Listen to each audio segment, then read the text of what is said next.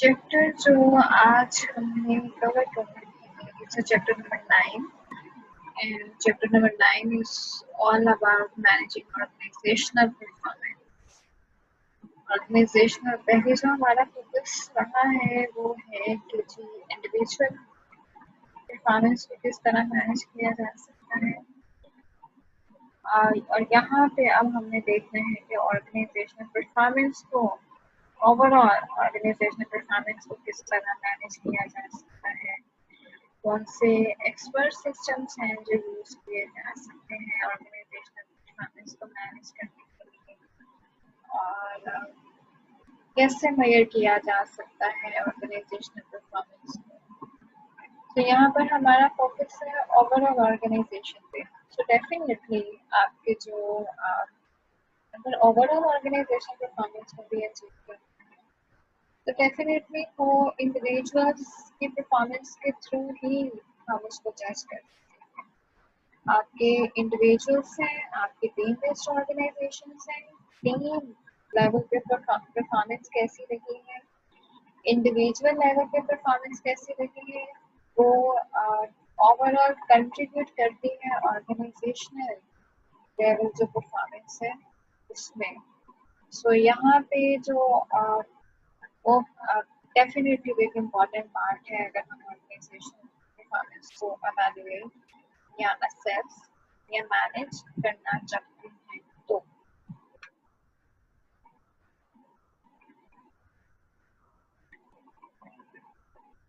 Organizational performance, the management of organizational performance is the continuing responsibility of top management. How? Because top management plan, organize, monitor, control activities, and provide leadership to achieve strategic objectives and satisfy the needs and requirements of stakeholders. So यहाँ पे हम क्योंकि organisation की ऐसा whole बात कर रहे हैं तो ऑर्गेनाइजेशन परफॉर्मेंस को कैसे मैनेज, इंडिविजुअल लेवल परफॉर्मेंस को कैसे मैनेज किया जाता है। ऑर्गेनाइजेशन लेवल इंडिविजुअल लेवल की परफॉर्मेंस है, ऑर्गेनाइजेशन लेवल पे जो वीएन मिशन बनाया जाता है, देन ऑर्गेनाइजेशन लेवल पे जो गोल्स एंड ऑब्जेक्टिव सेट किए जाते हैं उन्हें फर्दर पास ऑन किया जाता है डिपार्टमेंट्स की तरफ, डिवाइड किया जाता है you can say department goals and objectives में, एंड देन जो डिपार्टमेंट गोल्स एंड ऑब्जेक्टिव्स हैं उन्हें इंडिविजुअल गोल्स में कन्वर्ट किया जाता है या इंडिविजुअल गोल्स एंड ऑब्जेक्टिव्स में कन्वर्ट किया जाता है। सो दैट्स द रीजन कहा जाता है कि organisation goals, department goals and individual goals इनमें अलाइनमेंट होनी चाहिए, vertical alignment and horizontal alignment होनी चाहिए। सो ये जो डिपार्टमेंटल लेवल पे गोल्स एंड ऑब्जेक्टिव्स बनाए जाते हैं, डिपार्टमेंटल लेवल पे जो विजन मिशन सेट किया जाता है वो कौन सेट करता है? वो डेफिनेटली टॉप मैनेजमेंट सेट करते हैं। टॉप मैनेजमेंट आपके जो इंडिविजुअल परफॉर्मेंस है, इंडिविजुअल गोल्स एंड ऑब्जेक्टिव्स हैं वो उस इंडिविजुअल की हद तक है, उसमें उन जो उसको गोल्स एंड ऑब्जेक्टिव्स असाइन किए गए हैं उनको अचीव करें। देन वो सब इंडिविजुअल्स के जो गोल्स एंड ऑब्जेक्टिव्स हैं उनकी जो परफॉर्मेंस है वो कंट्रीब्यूट करेगी organisational goals and objectives departmental goals and objective में। देन डिपार्टमेंट्स के जो ऑब्जेक्टिव्स हैं ओवरऑल उनकी परफॉर्मेंस कैसी रही है वो कंट्रीब्यूट करेगी ऑर्गेनाइजेशनल परफॉर्मेंस में कंट्रीब्यूट करेगी। So that's the reason organisational performance को मैनेज करने की रिस्पॉन्सिबिलिटी होती है टॉप मैनेजमेंट की, क्योंकि टॉप मैनेजमेंट क्या कर रही होती है वो आपके जो आपने कैसे वो डिफाइन करती है आपके विजन एंड मिशन को, वो डिफाइन करते हैं आपके ऑर्गेनाइजेशन गोल्स क्या होंगे, आपके ऑर्गेनाइजेशन ऑब्जेक्टिव्स क्या होंगे। देन उन ऑर्गेनाइजेशनल ऑब्जेक्टिव्स को या स्ट्रेटेजिक ऑब्जेक्टिव्स को अचीव करने के लिए हमारे फर्दर क्या क्या चीज़ों की हमें ज़रूरत है, प्लान किया जाता है, ऑर्गेनाइज किया जाता है, देन इंडिविजुअल्स की परफॉर्मेंस को मॉनिटर किया जाता है, क्योंकि वो जो इंडिविजुअल्स की परफॉर्मेंस है वो ओवरऑल ऑर्गेनाइजेशन परफॉर्मेंस में एक रोल प्ले कर रही है। देन कहीं पे किसी चीज़ को, किसी प्रोसेस को इम्प्रूव करने की ज़रूरत है, तो वो टॉप मैनेजमेंट का रोल वहाँ पर आता है। किसी एक्टिविटी को कंट्रोल करना है, वहाँ पे टॉप मैनेजमेंट की रिस्पॉन्सिबिलिटी है। जो लीडर्स डिपार्टमेंट्स को असाइन किए जाते हैं वो टॉप मैनेजमेंट असाइन करती है, चूज करती है। सो ये सब चीज़ें डिसाइड कौन करता है? Top management. और उनका पर्पस क्या होता है कि हमने ओवरऑल जो स्ट्रेटेजिक ऑब्जेक्टिव्स हैं उन्हें अचीव कैसे करना है। देन जो हमारे स्टेक होल्डर्स हैं उनकी नीड्स हैं, रिक्वायरमेंट्स को हमने सेटिस्फाई कैसे करना है। एंड ऑब्वियसली उन ऑब्जेक्टिव्स को, ऑर्गेनाइजेशनल ऑब्जेक्टिव्स को अचीव करने के लिए स्टेक होल्डर्स की नीड्स एंड रिक्वायरमेंट्स को सेटिस्फाई करने के लिए आपकी जो इंडिविजुअल परफॉर्मेंस मैनेजमेंट सिस्टम है आपकी ऑर्गेनाइजेशन में, ये टीम परफॉर्मेंस मैनेजमेंट सिस्टम है आपकी ऑर्गेनाइजेशन में, इट डिपेंड्स कि आपकी ऑर्गेनाइजेशन है किस समय, वो टीम बेस्ड ऑर्गेनाइजेशन है या इंडिविजुअल परफॉर्मेंस, इंडिविजुअल लेवल पे परफॉर्मेंस को असेस किया जाता है। सो जो भी आपका परफॉर्मेंस मैनेजमेंट सिस्टम है ये एक इम्पॉर्टेंट पार्ट प्ले करता है ओवरऑल ऑर्गेनाइजेशन परफॉर्मेंस को मैनेज करने के लिए। But they function within the context of what is done to manage organizational performance and to develop effective work systems. Although ये जो individual and team based performance management system है ये एक important role play कर रहे होते हैं, लेकिन ये किस कॉन्टेक्स्ट में काम कर रहे होते हैं, ये जो ऑर्गेनाइजेशन परफॉर्मेंस को मैनेज करने के लिए क्या करना चाहिए, जो टॉप मैनेजमेंट ने डिफाइन कर दिया है, जो विजन एंड मिशन डिफाइन कर दिए हैं, जो organisation goals and objectives define कर दिए हैं, उनकी लाइट में ये लोग काम कर रहे होते हैं, उस कॉन्टेक्स्ट में ये लोग काम कर रहे होते हैं।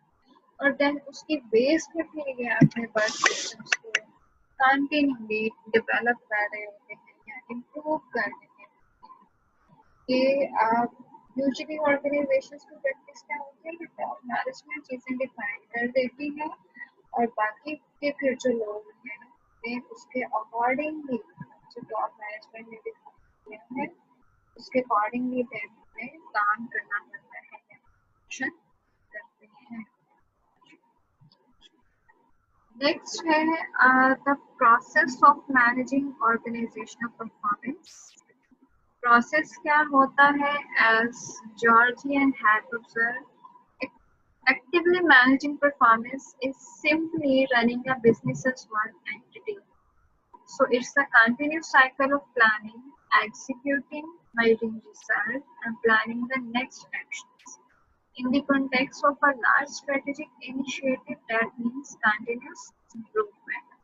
So according to these two authors, इनका कहना है कि ऑर्गेनाइजेशन परफॉर्मेंस को मैनेज करना इज ऑल अबाउट कि आप अपने उस पूरी ऑर्गेनाइजेशन को या बिजनेस को ऐसा वन एंटिटी कंसीडर कर रहे हो, एक एंटिटी लेके आप उसको रन कर रहे हो। एक एंटिटी का मतलब ये है कि आपकी ऑर्गेनाइजेशन में वर्टिकल एंड हॉरिजॉन्टल इंटीग्रेशन है, आपकी ऑर्गेनाइजेशन में शेयर्ड विजन एंड मिशन है, शेयर्ड इंटेंशंस हैं आपकी ऑर्गेनाइजेशन में regarding the organisation goals and objective, shared understanding है आपकी ऑर्गेनाइजेशन, एक शेयर्ड गोल है सब जितने भी डिपार्टमेंट्स एंड एम्प्लॉइज हैं उसका, और वो शेयर्ड गोल क्या है? ऑर्गेनाइजेशन लेवल पे जो परफॉर्मेंस है उसको एनहांस करना।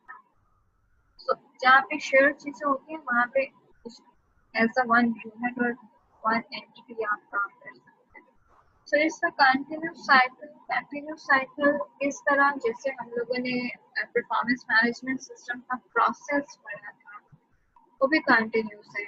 हम पहले प्लान करते हैं, प्लान करने के बाद हम एग्जीक्यूट करते हैं, गोल्स ऑब्जेक्टिव्स को प्लान कर लिया, देन हमने एग्जीक्यूट किया, इम्प्लीमेंट किया, देन हम मेजर करते हैं कि रिजल्ट्स क्या होते हैं। एंड मेजर करने के बाद, परफॉर्मेंस असेस करने के बाद, परफॉर्मेंस मेजर करने के बाद, जो हमारे रिजल्ट्स हैं उन्हें मेजर करने के बाद फर्दर जहाँ भी कोई शॉर्टफॉल्स होते हैं उनको इम्प्रूव करने के लिए फर्दर फिर उनकी प्लानिंग की जाए। So performance management system is an ongoing process. You can say it's a never ending process. क्योंकि ये चलता रहता है। हमारा पर्पस क्या होता है? हमारा पर्पस होता है कंटिन्यूस इम्प्रूवमेंट, और कंटिन्यूस इम्प्रूवमेंट के लिए जो परफॉर्मेंस मैनेजमेंट सिस्टम है वो एक नेवर एंडिंग प्रोसेस है, वो चलता रहता है।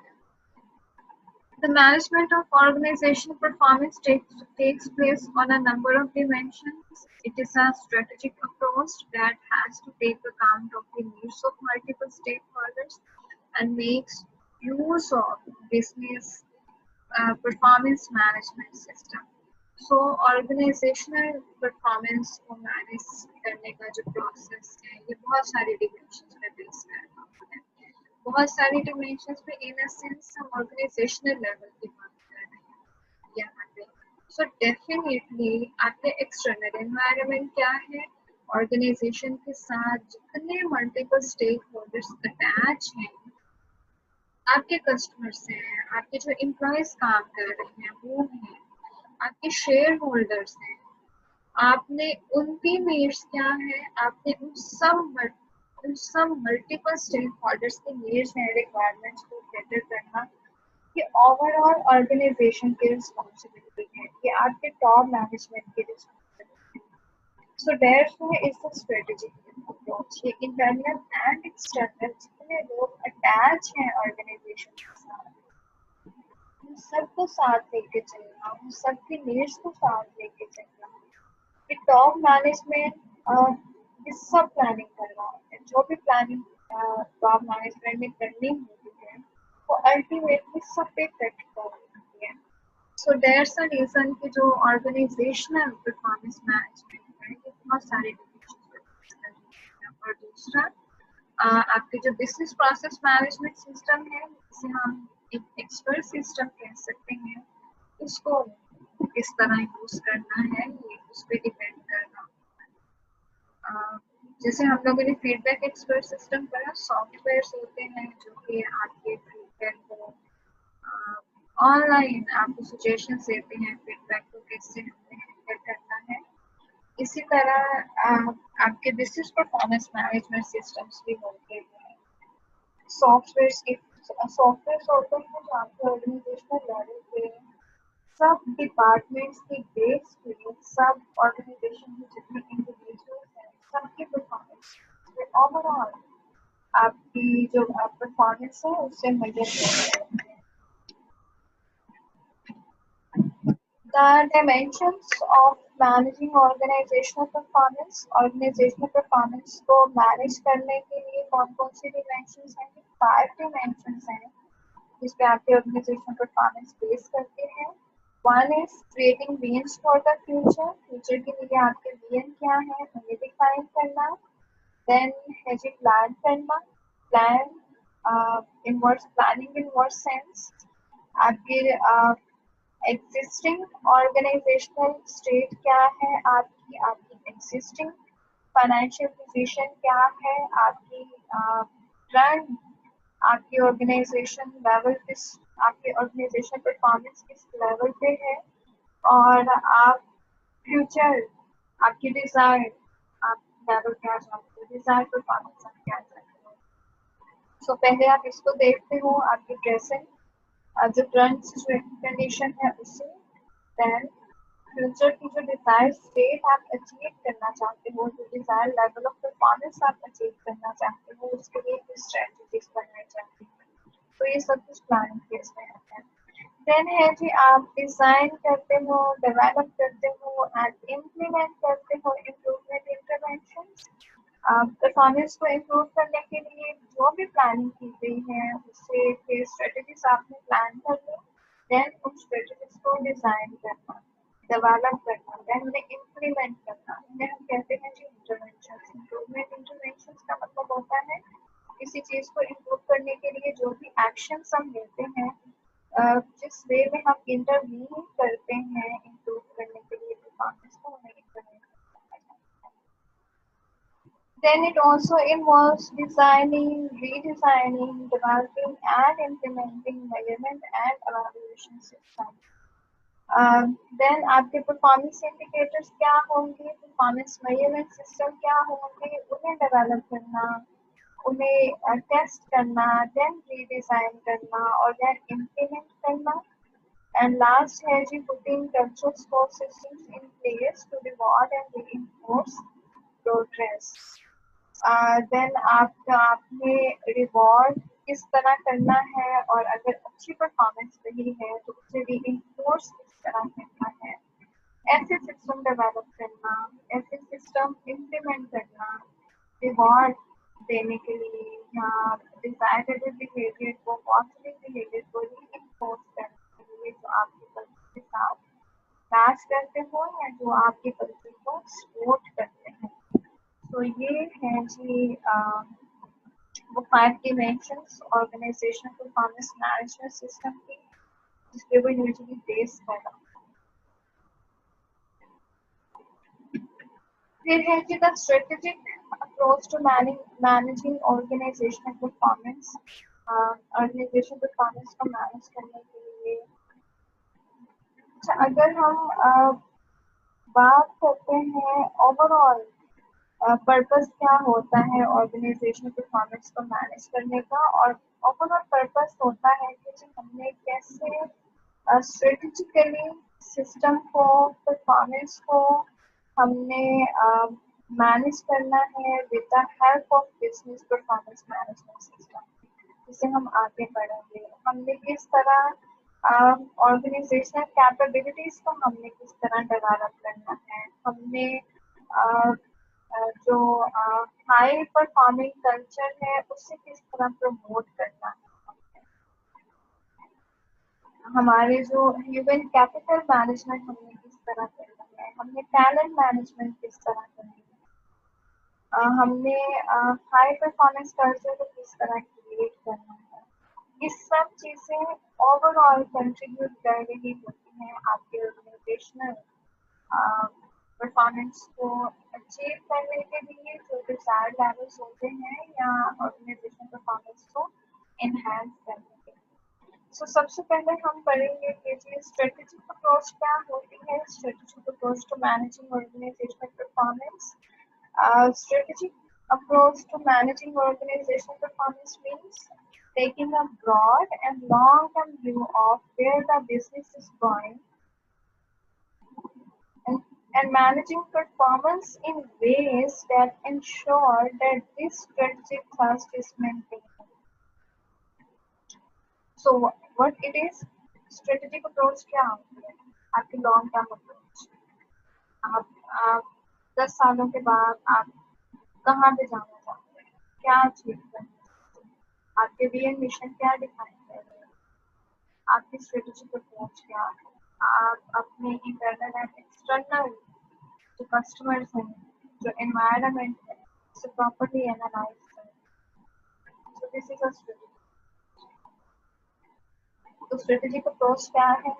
एक broad and long term view, कहाँ पे आपकी ऑर्गेनाइजेशन जा रही है, कौन से डिजायर्ड लेवल आप अचीव करना चाहते हो, कौन सी डिजायर्ड पोजीशन आप अचीव करना चाहते हो ऑर्गेनाइजेशन के लिए, और किस तरह लॉन्ग टर्म या लॉन्ग एक लंबे टाइम के लिए परफॉर्मेंस को किस तरह मैनेज किया जा सकता है, सो दैट आपका ये जो एक स्ट्रेटेजिक एक पोजीशन है या जो एक लेवल है आप उसको मेंटेन कर सको। जो एक आपने स्ट्रेटेजिक अप्रोच आपने अडॉप्ट की है आप उसको मेंटेन कर सको, और with the passage of time performance को मैनेज करते हुए आप अपनी डिजायर्ड पोजीशन को अचीव कर सको।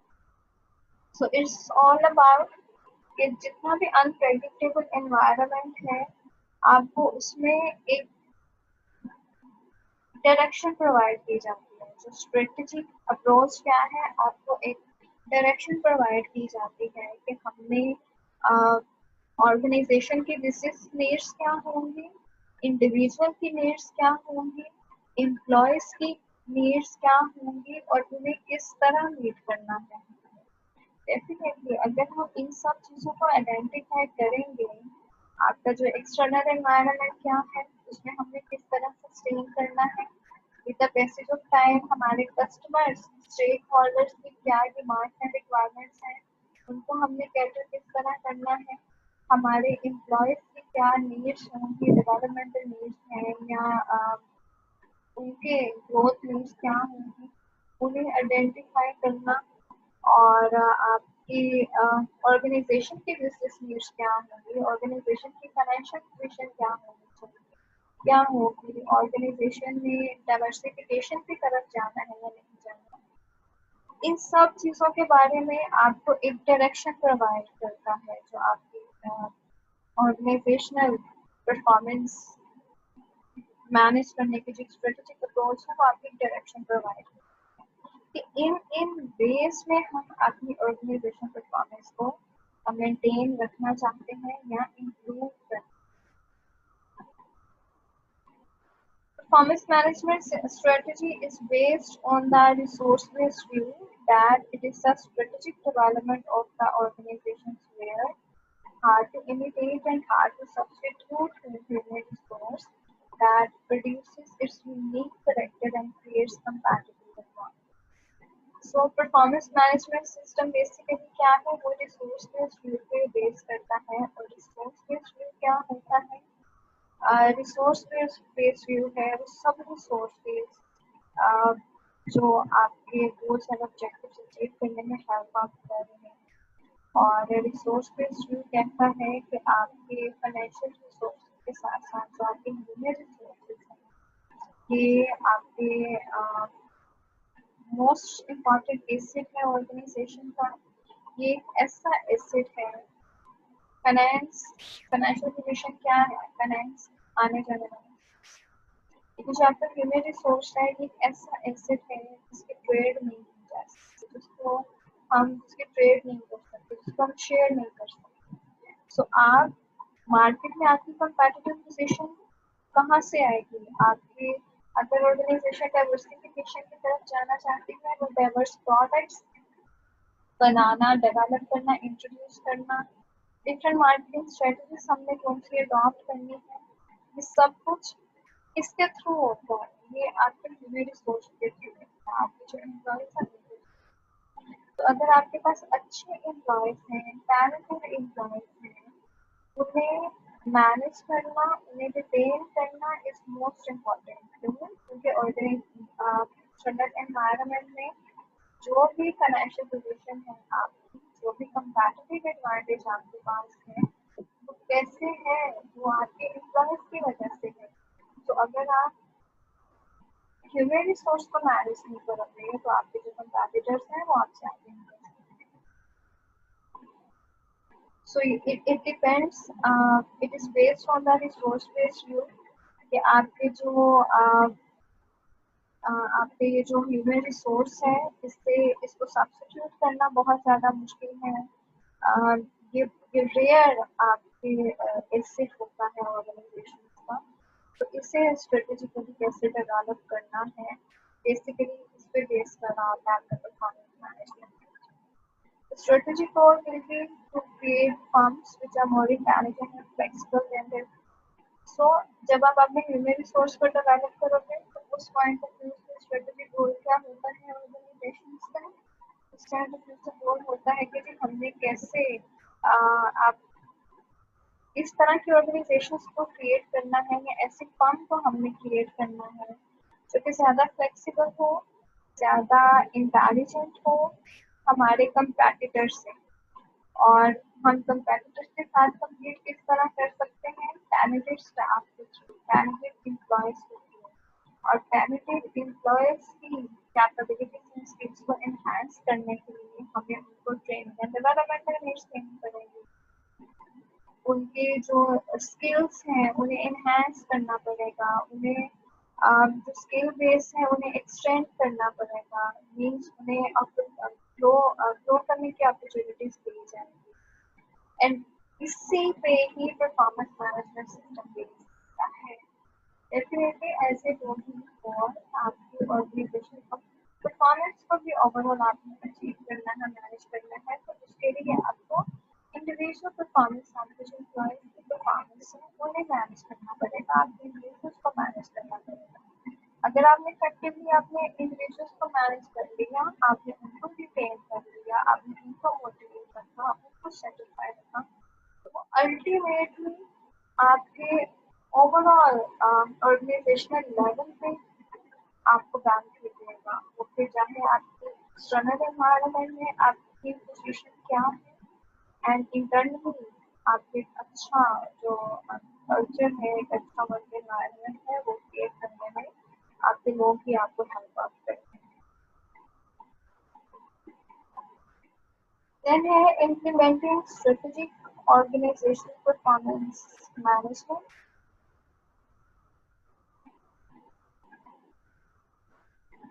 अब ये जो स्ट्रेटेजिक ऑर्गेनाइजेशन परफॉर्मेंस मैनेजमेंट है, इससे इम्प्लीमेंट किस तरह किया जा सकता है। स्ट्रेटेजिक का मतलब है कि आपके जो गोल्स हैं, आपकी जो बिजनेस स्ट्रेटेजी है ऑर्गेनाइजेशन की, एक तो वो अलाइन होनी चाहिए and support the achievement of this strategy. Align in a sense vertical alignment and horizontal alignment होनी चाहिए। और सेकंड, आपकी जो बिजनेस स्ट्रेटजी है वो आपके स्ट्रेटेजिक गोल्स को भी रिस्टोर करें। आपके ओवरऑल ऑर्गेनाइजेशन के गोल्स क्या हैं, आपके जो मेन मिशन है वो उसे भी सपोर्ट करें। To develop the systems and make them function effectively, it is necessary to ensure that strategy is understood. So, system develop करने के लिए, परफॉर्मेंस मैनेजमेंट सिस्टम डेवलप भी अगर आपने करना है, उसके लिए पहले आपकी स्ट्रेटजी क्या है उसको उसको बताना बहुत जरूरी है, उसका समझना बहुत जरूरी है। आपकी इंटेंशन क्या है, आपकी स्ट्रेटजी क्या है, आप अचीव क्या करना चाहते हैं, कैसे अचीव करना चाहते हैं, देन उसके बेस पे फिर आप अपना परफॉर्मेंस मैनेजमेंट सिस्टम डेवलप करें, देन उसके बेस पे फिर आप परफॉर्मेंस को असेस करना चाहते हैं। सो आपकी जो स्ट्रेटजी है ये आपको अगर स्ट्रेटजी मैपिंग कर ली जाए तो ये आपको बताती है कि कॉज एंड इफेक्ट लिंक्स होती है, by which specific improvements create desired outcomes। इससे आपको ये पता चलता है कि बेसिकली अगर देखा जाए जो स्ट्रेटजी मैपिंग है, स्ट्रेटजी को समझना बहुत ज़्यादा जरूरी है। पहले स्ट्रेटजी को मैप बनाना बहुत ज़्यादा जरूरी है कि हमारी स्ट्रेटजी क्या है, और इस चीज़ के लिए स्ट्रेटजी मैपिंग के लिए ऑर्गेनाइजेशन ने जो पहले चीज़ करना शुरू की थी वो डाटा स्कोर। इसमें आप लोगों ने देखा हमारे 4 तरह के पर्सपेक्टिव होते हैं। हम फाइनेंशियली हमारी स्ट्रेटजी क्या होगी, इन्वेस्टमेंट पर्सपेक्टिव हमारा क्या होगा, हमारा इंटरनल प्रोसेस पर्सपेक्टिव क्या है, हमारे लर्निंग एंड ग्रोथ पर्सपेक्टिव क्या होगा। इन सब की बेस पे स्ट्रेटजीज को मैप किया जाता है कि हम इन एरियाज में क्या चीज़ अचीव करेंगे और कैसे अचीव करेंगे। तो ये जो स्ट्रेटजी मैपिंग है, या अगर आप पहले मैप कर लेते हो कि आपकी स्ट्रेटजी बेसिकली है क्या और आपके आउटकम्स क्या होंगे उस स्ट्रेटजी के, ये आपको एक कॉज एंड इफेक्ट रिलेशनशिप यहाँ से पता चलता है। Cause and effect relationship in a sense आपको आइडिया हो जाता है कि हम इस स्ट्रेटजी को अडॉप्ट करते हुए जो भी रिजल्ट हमें मिलेगा, ये जो चीज़ हम इम्प्रूव करेंगे उसका हमें आउटकम ये मिलेगा। इन सब चीज़ों को पहले डिफाइन करना ही क्रिटिकली एनालिसिस करना बहुत ज़रूरी है। एक प्लान, एक आउटकम आप अचीव करना चाहते हो, एक डिजायर्ड आउटकम आप अचीव करना चाहते हैं, उसके लिए आपने एक स्ट्रेटजी बनाई, स्ट्रेटजी, इस स्ट्रेटजी को फॉलो करते हुए हम अपना ये वाला ऑब्जेक्टिव अचीव कर रहे हैं। लेकिन उस स्ट्रेटजी को आपने अवेलुएट किए बगैर अगर इम्प्लीमेंट कर दिया है और वो स्ट्रेटजी आपको डिजायर्ड ऑब्जेक्टिव अचीव करने में हेल्प ना कर सके तो वो यूजलेस है and decision. So that's the reason पहले स्ट्रेटजी को क्लियरली डिफाइन करना बहुत ज़्यादा जरूरी है। Strategy mapping provide a roadmap for systems improvement leading to performance improvement. तो सिस्टम्स को अंडरस्टूड है, सिस्टम्स को इम्प्रूव क्यों किया जाता है, सिस्टम्स को इम्प्रूव तभी किया जाता है अगर हम अपनी परफॉर्मेंस को इम्प्रूव करना चाहते हैं।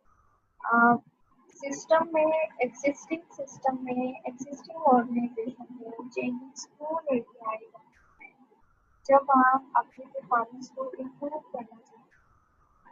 अदरवाइज कोई भी सिस्टम को इम्प्रूव करने के लिए नहीं है, कोई भी चेंजेस लेके आने के लिए नहीं है, नए सिस्टम्स इंट्रोड्यूस करवाने के लिए नहीं है, लेकिन कंटिन्यूस बेसिस पे इम्प्रूवमेंट्स ऑर्गेनाइजेशन में आते हैं और वो इम्प्रूवमेंट्स क्यों आते हैं क्योंकि हमारा पर्पस रहता है कि हमने परफॉर्मेंस को किस तरह इम्प्रूव करना है और परफॉर्मेंस को इम्प्रूव करने के लिए हम डिफरेंट सिस्टम्स या टेक्नोलॉजीज या वर्क प्रोसेसेस या जॉब डिज़ाइन ये सब चीज़ें इंट्रोड्यूस करवाते हैं। और दूसरा जब आप स्ट्रेटजी को क्लियरली डिफाइन करते हो, मैप आउट करते हो, तो इससे एम्प्लॉयज को ये भी आइडिया हो जाता है कि जो उनकी जो जॉब्स हैं वो किस तरह और उनके जो ऑब्जेक्टिव्स हैं वो किस तरह ऑर्गेनाइजेशन के ओवरऑल ऑब्जेक्टिव के साथ लिंक करते हैं और किस तरह उनके जो and provide a visual representation of company's critical objective। और आपको ये भी पता चल जाता है कि ऑर्गेनाइजेशन के क्रिटिकल ऑब्जेक्टिव्स क्या हैं, आप किस तरह वैल्यू ऐड कर रहे हो उसमें और उनमें रिलेशनशिप क्या है, जितने भी ऑब्जेक्टिव्स बनाए गए हैं वो अलाइन है या नहीं और उनमें रिलेशनशिप क्या है और वो जो रिलेशनशिप है वो फिर ड्राइव कर रहा होता है आपके ऑर्गेनाइजेशन को, वो लीड कर रहा होता है आपकी ओवरऑल ऑर्गेनाइजेशन परफॉर्मेंस। जैसे कि ये एक डायग्राम है जिसमें कि स्ट्रेटजी नाम बनाया गया है। इसमें आपको बहुत सारे फंक्शंस नजर आ रहे हैं, फंक्शंस इन अ सेंस के ओवरऑल गोल क्या है, प्रॉफिटेबिलिटी। उसके लिए आपने स्ट्रेटजी बनाई ग्रोथ मार्जिन को कैसे इंक्रीज करना है, then sales turnover, then customer satisfaction and so on.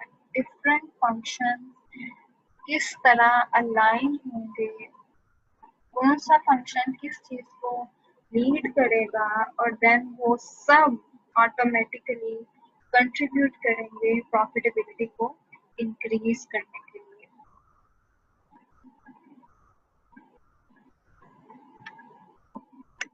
इसमें एज यू कैन सी, अगर हम इसको देखें तो आप देख रहे हो कि ये है जी एम्प्लॉय एंगेजमेंट, देन है टैलेंट मैनेजमेंट, देन है learning and development and performance management system.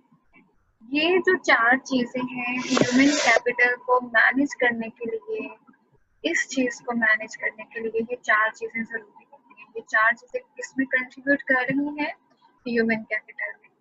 Then जब हम अपने ह्यूमन कैपिटल को मैनेज कर लेंगे, हम अपने एम्प्लॉयज की परफॉर्मेंस को उनकी एंगेजमेंट को इन्हांस करेंगे, उनकी नॉलेज स्किल्स एंड एबिलिटीज को इन्हांस करेंगे, उनकी परफॉर्मेंस को मैनेज करेंगे, उन्हें ट्रेनिंग एंड डेवलपमेंट अपॉर्चुनिटीज देंगे। ट्रेनिंग एंड डेवलपमेंट अपॉर्चुनिटीज देने से क्या होगा, आपका जो वर्किंग एनवायरनमेंट है वो हाई परफॉर्मेंस वर्किंग होगी, आपकी क्वालिटी इंक्रीज होगी, देन आपकी अगर सेल्स फोर्स है तो वो उसकी इफेक्टिवनेस ज्यादा होगी। देन ये ज्यादा होने से क्या होगा, आपकी कस्टमर सेटिस्फेक्शन ज्यादा होगी। आपके जो कस्टमर्स हैं अगर उन्हें क्वालिटेटिव प्रोडक्ट्स दी जाएंगी, कस्टमर सेटिस्फेक्शन ज्यादा होगी। कस्टमर सेटिस्फेक्शन ज्यादा होगी तो डेफिनेटली आपकी सेल्स ज्यादा होंगी, सेल्स टर्नओवर ज्यादा होगा, सेल टर्नओवर ज्यादा होगा तो आपका जो मार्जिन है, जो ग्रोस मार्जिन है, जो रिटर्न आपको मिल रहा है वो ज्यादा होगा, वो ज्यादा होगा तो